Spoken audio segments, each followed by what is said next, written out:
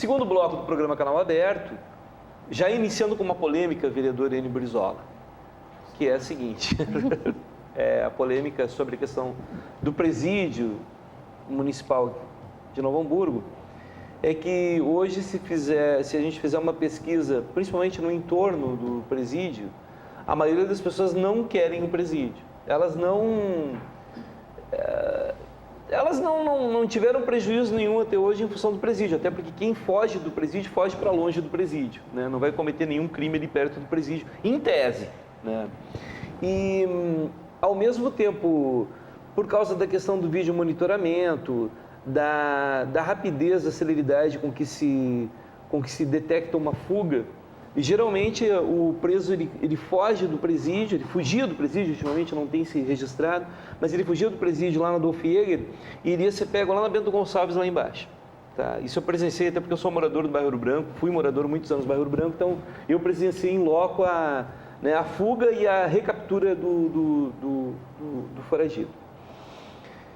Existe uma discussão aqui em Novo Hamburgo da possibilidade de se transferir o presídio para um outro lugar, né? Então já foi cogitado alguns lugares aí, Roselândia, Lomba Grande, né? Eu imagino que os moradores do bairro Lomba Grande e do bairro Roselândia não ficam muito satisfeitos com essa ideia, né?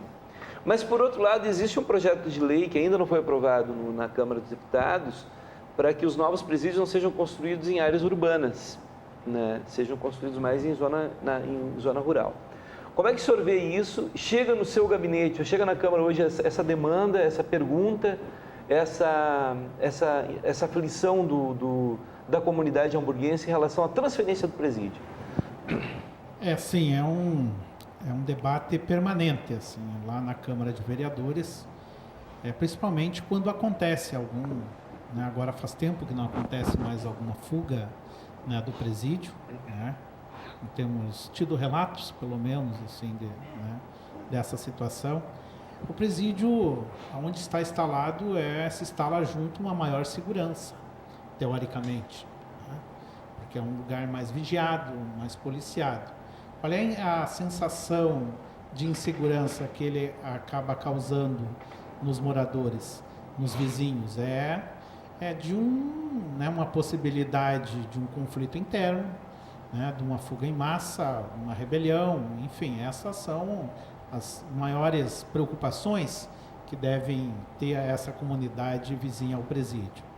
Eu acho, na minha opinião, que o presídio não deveria estar instalado numa zona residencial, né, como é o bairro Boa Vista. Ouro Branco. Ou melhor, Ouro Branco. Nós temos áreas na cidade, em várias regiões da cidade que poderiam tranquilamente estar instalando. Os moradores preferem sempre que se instale uma escola ao invés de um presídio. Eu acho que isso é o que deveria ser, mas, né, nós temos as mazelas produzidas pela sociedade. Então, pelo sistema que nós vivemos. Então, em algum lugar ele terá que ser instalado. E nós dispomos sim, né, de áreas não tão residenciais quanto né, o bairro Ouro Branco. Então, eu defendo que ele saia desta região, que ali, inclusive, possamos fazer troca, né, desta área, ou que ali se instale projetos de geração de trabalho e renda para reeducandos do sistema, né? E louvável aqui essa ação, porque isso ajuda a distensionar, né, o labor, ajuda a distensionar, né, o presídio. Dizem que cabeça parada é oficina do capeta, né? Então a ocupação, ela é uma terapia que vem contribuindo, obviamente, para esta casa estar um pouco, né, mais tranquila, digamos assim, né? E também defendo penas alternativas. Antes, fora do ar, falávamos de um convênio com a prefeitura, com o semiaberto. E eu como secretário de obras, tive a experiência bem positiva nesse sentido. Então, acho que nós devemos estimular, né, que a sociedade aceite, respeite, porque não é assim discriminando, não é nós instalando aqui uma pena de morte, né, que nós vamos resolver o nosso conflito, né? Então, e hoje esse conflito ele está em todas as camadas sociais. Ninguém está livre, né? Ninguém está livre. E acho que um sistema, né, uma política pública de segurança, ele só funciona efetivamente se ele tiver um sistema prisional de qualidade também. Se não tiver, ele vira uma escola do crime. Sim. Eu tenho um texto aqui que eu gostaria de ler, que o texto é o seguinte, o texto diz o seguinte: não há regime higiênico no presídio. Alguns condenados que se consideram incorrigíveis ou desprotegidos são amontoados em 2 espaçosas salas de um velho quartel. E ali, onde apenas caberiam 200, se aglomeram mais de 400 miseráveis, representando constantemente todos os horrores da prisão comum. Esse texto é um texto a respeito de um presídio em Fernando de Noronha no século XIX. Em 2 séculos de história, o que mudou na realidade prisional? Bom, eu gostaria de, primeiramente, vereador Enio, falar um pouquinho sobre o trabalho dentro da instituição prisional. Tá? Eu posso falar a nível de Novo Hamburgo, né? Que é onde nós trabalhamos. E claro, onde aqui já é uma realidade mais de presídio central, de outros presídios, né? Sim. A gente entende isso. Mas... Na verdade, nós temos o trabalho de protocolo de ação conjunto, junto com a prefeitura, né? Que hoje nós estamos com 30 vagas na Secretaria de Obras, onde detentos já estão podendo trabalhar, enfim, ganhar um salário. E dentro, né, da matemática, a cada 3 dias trabalhados é um de liberdade. Isso, primeiramente isso, é observado, né? A cada 3 dias remite 1 dia da pena dele, né? Bom, hoje o presídio ele conta com 298 apenados.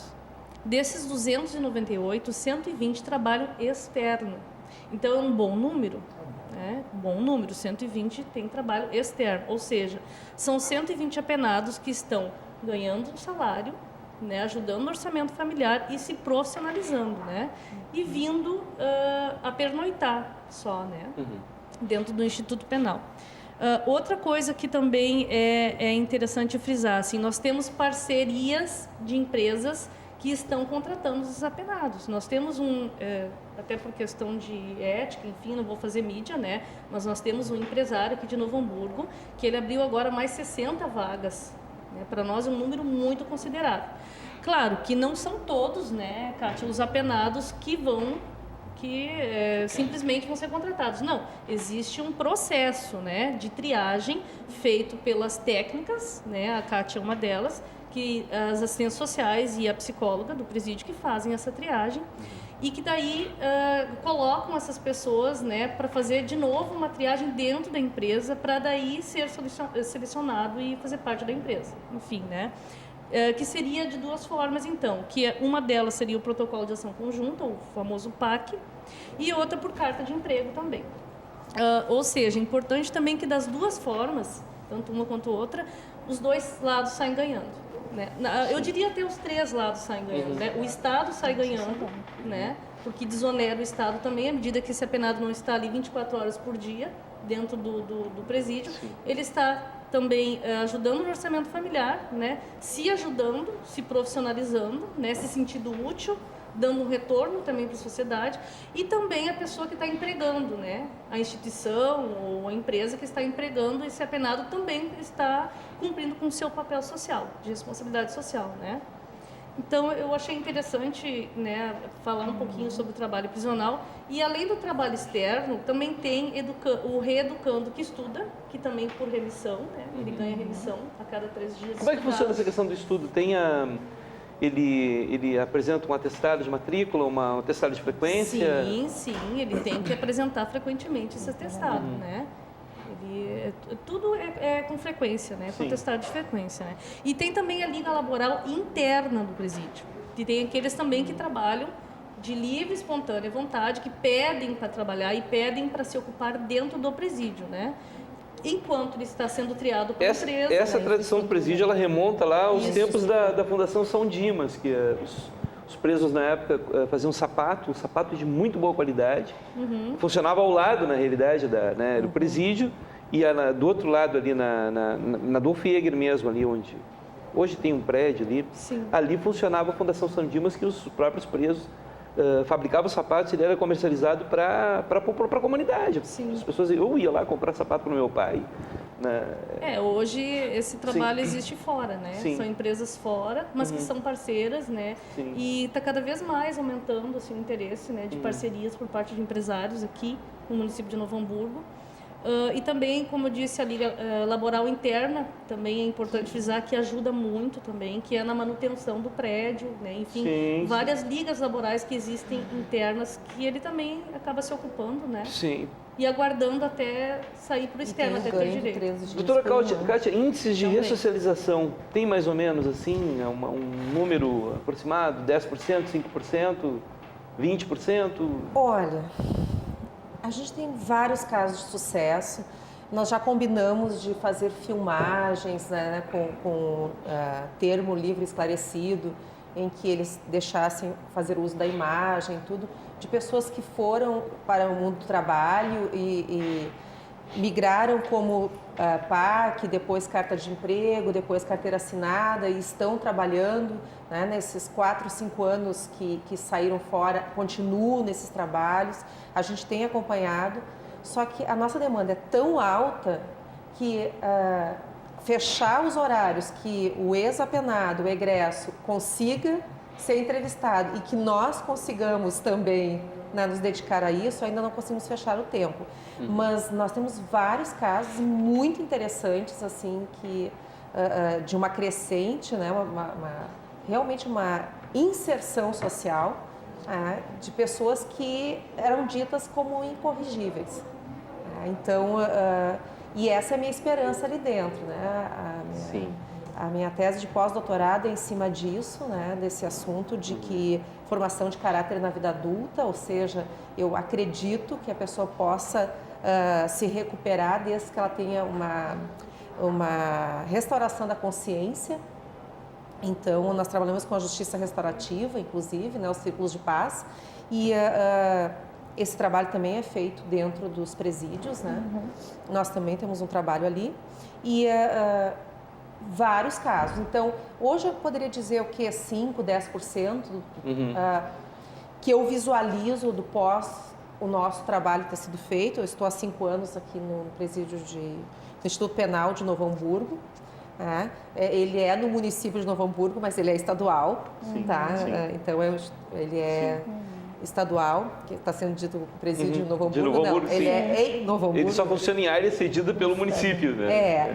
E é uma coisa importante para falar, né, retomando aquele assunto ali que vocês falavam, olha, assim, é que a cidade cresceu em volta de uma região que era agrícola em Novo Hamburgo.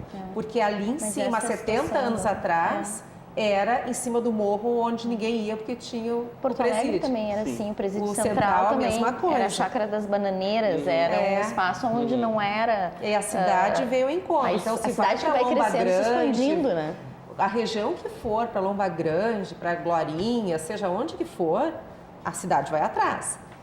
Até porque, buscando o que o vereador falou antes, antes a gente podia dizer assim que soro positivo, a gente não conhecia ninguém a não ser um artista. Depois disso, a gente tinha um amigo, né? Então, hoje, nas nossas redes, né, o HIV veio muito presente. A droga, a mesma coisa.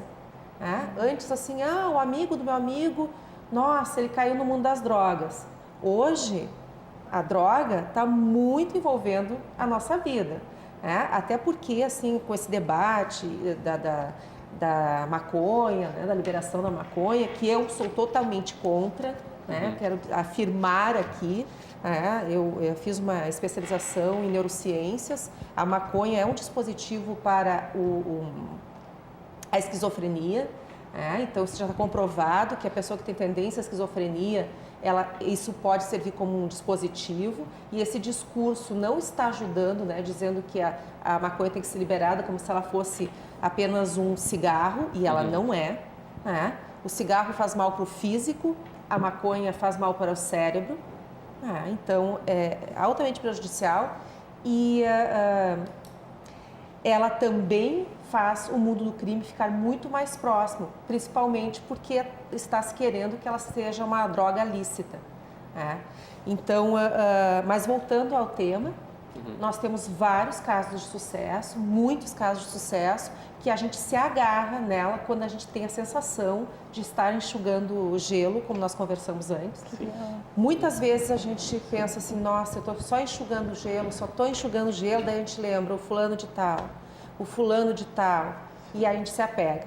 Eu queria lhe dizer que eu, assim, tem uma coisa que me ressignificou muito o meu trabalho, quando um apenado saiu de liberdade, ele término de pena, e ele, estando na sociedade, ele viu que o consumo de maconha estava aumentando de novo, e ele viu que ele estava fazendo o caminho de volta para o presídio, que logo em seguida ele ia voltar para as outras drogas, ele já tinha sido usuário de crack, e ele mesmo se internou numa comunidade terapêutica em Gravataí, e lá tem que dar um nome de um familiar.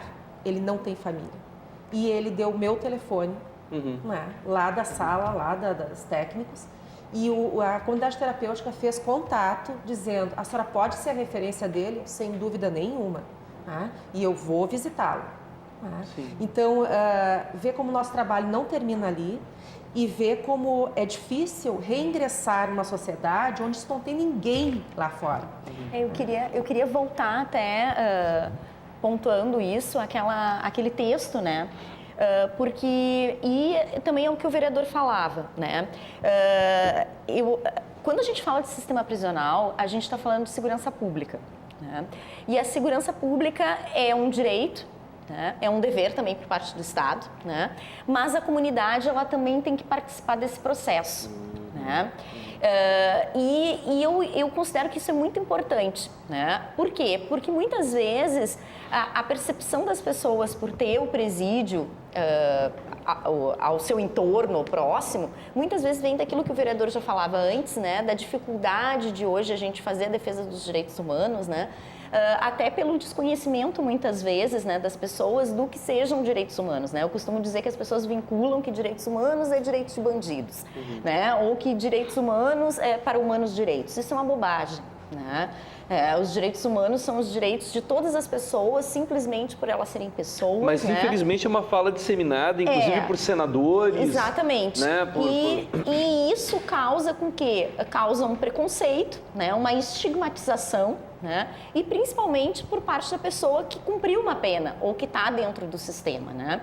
Isso não nos leva a que a gente possa construir pontes para que essa pessoa não retorne para trás, né? Mas que ela ande para frente, né? Que essas pontes sejam sempre para frente, né? Que se criem oportunidades. Então, eu acho que é importante quando se colocou o papel do município aqui de Novo Hamburgo, e que bom seria que outros municípios também atuassem dessa forma, né? Porque me parece assim que nós verificamos essa dificuldade muito mais nas penitenciárias, né, de regime fechado, por exemplo, né, que é onde a gente tem, né, uma superlotação, e aí eu volto àquela frase que trazia, né, uma superlotação evidente, e aí uma dificuldade, inclusive, de liga interna, né, no interior dos presídios, e quiçá, né, de poder, até pela falta, muitas vezes, de espaço, né, para que se possa efetivamente, né, fazer um trabalho, fazer um estudo, enfim, né,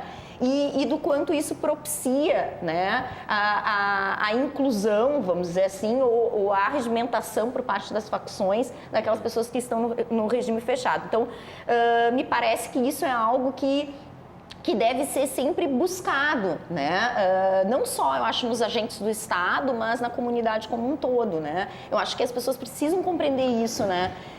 Que o preso, ele vai retornar para a sociedade, né? E que a gente precisa criar pontes para que ele não retorne para o sistema, né? Mas que a gente possa, assim, construir dessa forma uma sociedade menos violenta, né? Porque, do contrário, a gente vai estar realimentando esse ciclo todo, né? E não contribuindo, que é o que a gente vê muitas vezes, né? Sim. Bom, infelizmente a gente está chegando agora para o final, né? E antes de deixar um espaço para as considerações finais de cada um de vocês, eu queria fazer uma pergunta específica para a Karen.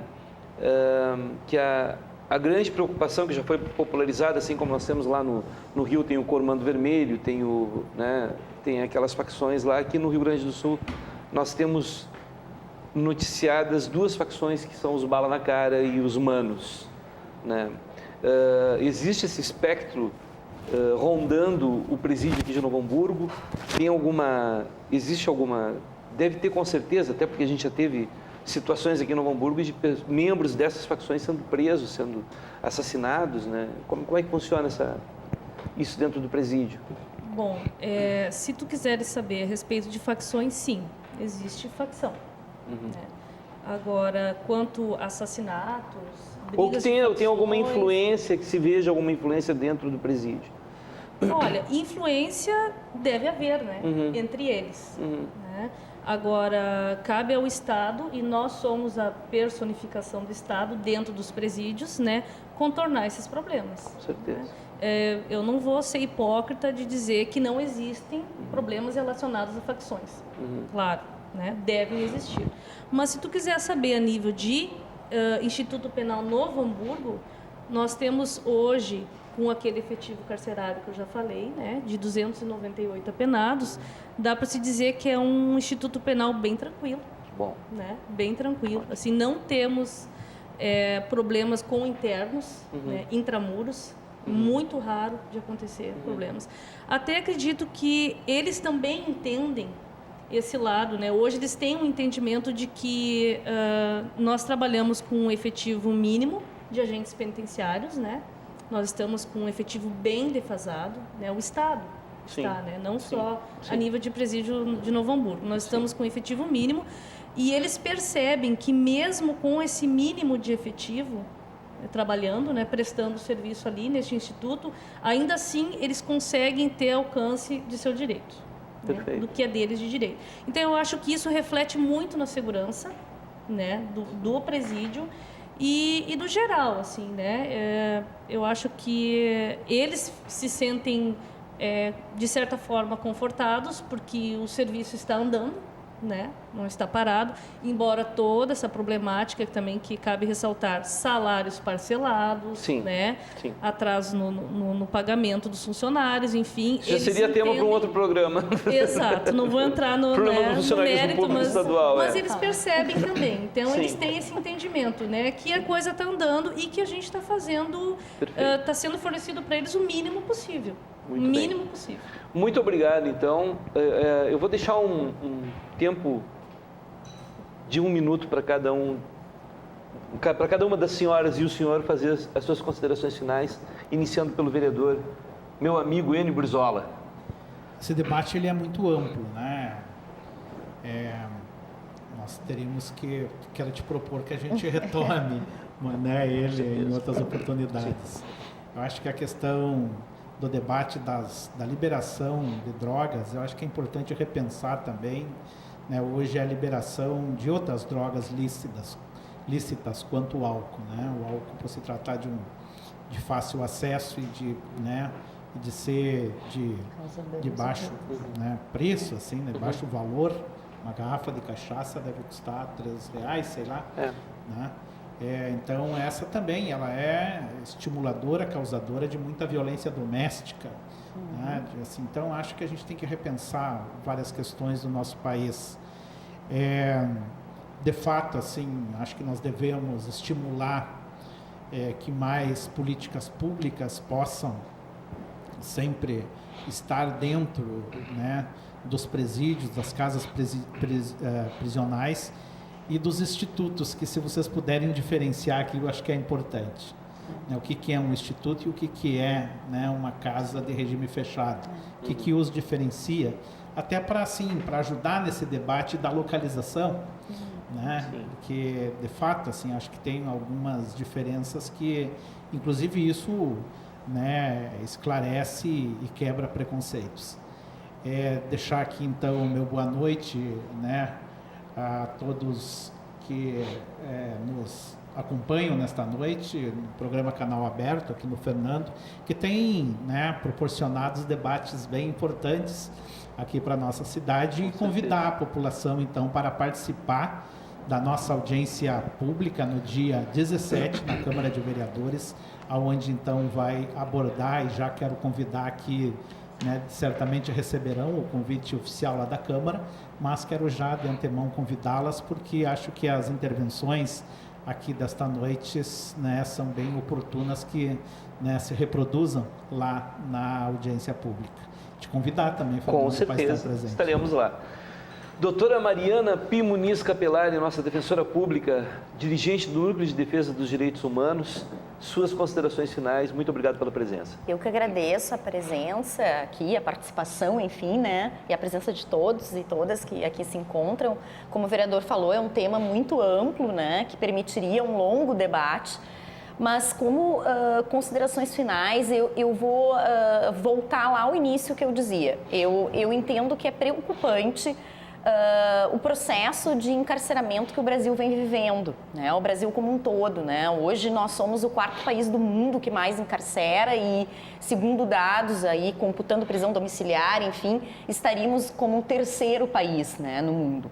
Isso é preocupante não só pelo impacto econômico que isso gera, né? Porque é ilusório pensar, né, que não gera, isso gera com certeza, né, bilhões, né, muito mais, né, demandam isso, né, em segurança pública, mas eu penso que esse problema está muito vinculado, assim como o vereador falou, eu acho que o tema da política de drogas é uma coisa que precisa ser discutida no país, né, porque se nós formos passar um pente fino de quem hoje cumpre e está dentro do sistema, nós vamos ver que muito desses números, né, estão vinculados, né, ao tráfico de drogas, enfim. Então, acho que essa temática ela perpassa. Eu queria trazer aqui também um reforço para as alternativas penais, trazendo um dado que foi produzido em parceria com a Universidade Federal do Rio Grande do Sul. A Defensoria Pública fez uma pesquisa com a professora Vanessa Chiari sobre o uso da tornozeleira eletrônica, né? Então, ela acompanhou mais de 500 e poucos processos de execuções penais em Porto Alegre, né, na comarca de Porto Alegre, onde as pessoas utilizaram tornozeleira eletrônica para verificar o índice de reincidência, né? Nas mulheres foi zero, né? Zero. E nos homens essa taxa foi muito, muito pequena. Né? Ou seja, o que a pesquisa mostra então, né? Que essa alternativa penal, né, talvez seja, né, tão eficiente não só para fins de ressocialização, né, de reeducação, mas principalmente no impacto que isso faz com o sistema como um todo, né? Quando a gente fala aí de uma ausência, de um déficit de vagas muito grande, né? Quando a gente fala de estruturas em determinados, né, penitenciários, que aí são de regime fechado, né, que violam direitos, né? Quando a gente fala também da ausência, né, de efetivo, de profissionais, enfim, e até da sobrecarga de trabalho a eles, né? Então, me parece que isso é algo que nós precisamos pensar, né? E que a comunidade também tem que pensar dessa forma, né? Também tem que batalhar por isso e se dar conta disso e não vincular a pena como a gente sempre vincula, e há, inclusive, o Zaffaroni, né? Eugênio Raul Zaffaroni, que é jurista, né? Enfim, hoje compõe o sistema interamericano, diz que a ideia de pena está vinculado à vingança, né? Então, acho que a gente tem que passar a olhar isso de outra forma, para que nós possamos efetivamente buscar uma alteração nesse estado de coisas, né, que a gente vive. E queria deixar aqui o meu agradecimento por estar aqui hoje. Seja sempre bem-vinda. Muito obrigada. Nós vamos passar a palavra, então, para a doutora Kátia Andrade Bill, a nossa psicóloga do Instituto Penal de Novo Hamburgo, agradecer esse trabalho tão importante que a senhora faz e deixar um espaço para as suas considerações finais.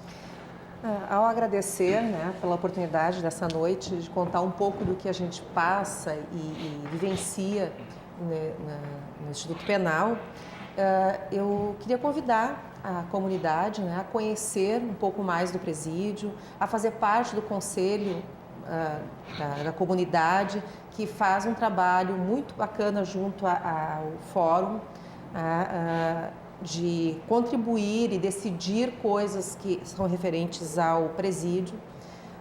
Gostaria de dizer que nós temos uma biblioteca dentro do Instituto Penal que está carente de livros de ficção e de autoajuda, que é o que eles mais gostam de ler. Esta é uma ponte também com a inserção social, com a reinserção e principalmente para a tomada de consciência. Queria dizer que, como cidadã do município, eu pensava diferente antes de trabalhar com os presos e conhecer as anamneses de vida. Quando a gente conhece como se constituiu aquele presidiário, a gente começa a entender que às vezes não tinha outro caminho. Tem muitas histórias ali construídas para não dar certo. Então, são filhos de usuários de drogas também, de alcoólatras. Hoje de manhã eu tive contato com um que aos 4 meses foi abandonado pela mãe, que era alcoólatra. Então, são situações que começam errado e só podem acabar dessa forma. Hoje ele está lutando contra o álcool também, e a gente está fazendo um trabalho nesse sentido. Então, a empatia, não estou pedindo simpatia, mas a empatia, que é a propriedade de se colocar no lugar do outro, se passa pela tomada de consciência que a gente tem também. Então, se a gente vem a conhecer as situações, é possível a gente compreender um pouquinho mais e tentar ajudar, né, para reconstruir essa sociedade. Não tem nível, né, que nós não tenhamos esse tipo de personagem, né, de que comete delitos. Então, aonde a gente tem poder de atuar é nesses mais próximos, né? E quiçá a gente atinja esses mais de alto degrau, né, que também estão dilapidando tanto a nossa segurança, né, em todo o sentido da saúde, ou etc. Então, lembrando que nós estamos abertos, né, para receber livros, se alguém tem livros para doação. Eu estou pedindo, assim, nós já tivemos doações de alguns órgãos, mas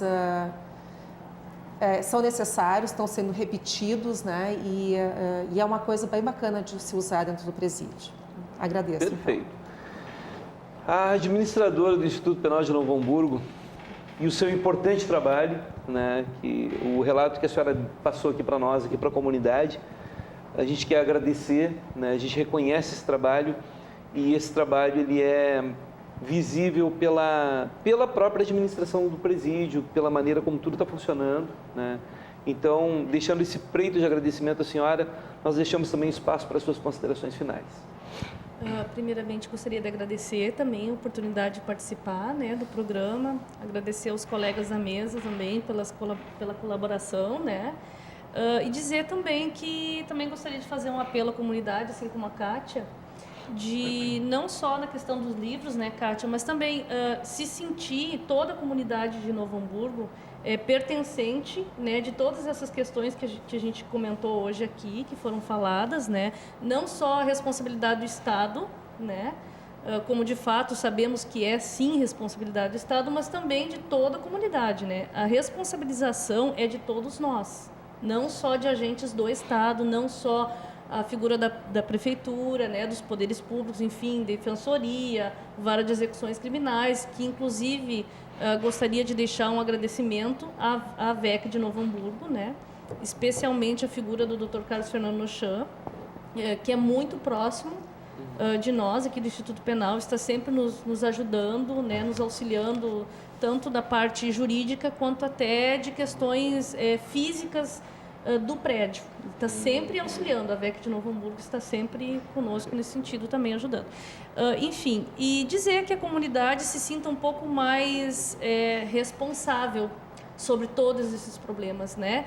É claro que, se tu perguntar, né, Fernando, por que não querer um presídio perto? Muita gente vai dizer que não quer um presídio perto, né? Porque quer ver o que é belo e bonito por perto e o que é feio vai querer distância. Só que este é um problema bem pontual que nós vivemos hoje, né? A localização do presídio.